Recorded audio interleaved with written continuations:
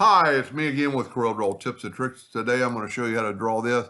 And on my second one, I'm going to do a little better. I've got a little bit of a point right there I do not like. So if you want to follow along, if you can take a screenshot right now, pause the video and take a screenshot of that, that's exactly what we need. So we're going to take an ellipse and we're going to make it an even 20 inches. And I'm going to hit P, put it in the center of the page. Now I need to take a 2-point line and I'm going to hit P. Then I want to set my nudge distance on 2 inches.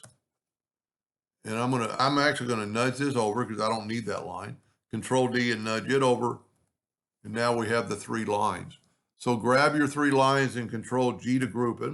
Control D to duplicate. Alternate C to make it rotate from the center and rotate at 120 degrees. Now we have a 2-inch gap right here, or space. So we're going to draw a 2-inch circle. No, excuse me, a 4-inch gap. And we're going to try to get it to snap right to this corner right here. It's a little bit difficult because there's really nothing to snap to because there's so much going on, but we do want it in the center.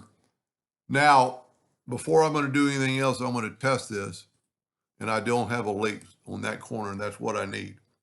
So I'm going to Control D to duplicate, alternate C to rotate it 120 degrees. And if you don't have the alternate C, just put it in the center of the page. Control D again. Now we're going to take, this is to hopefully get rid of my little sharp point right there, which I need to make more of a curve right there. So we're going to take our 3-point curve line and we're going to start right there and go down to here and then give it a little bit of a curve. Now Control D to duplicate it, alternate C to rotate it 120 degrees. Control D.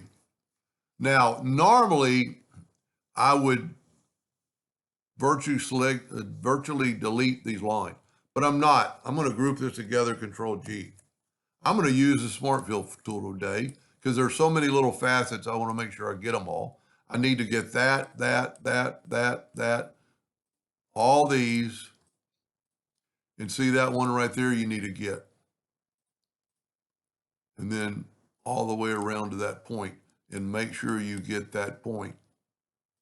Now, we grouped all the other ones together, so I can't select them. So I'm going to select all this, and I'm going to go and I'm going to weld it.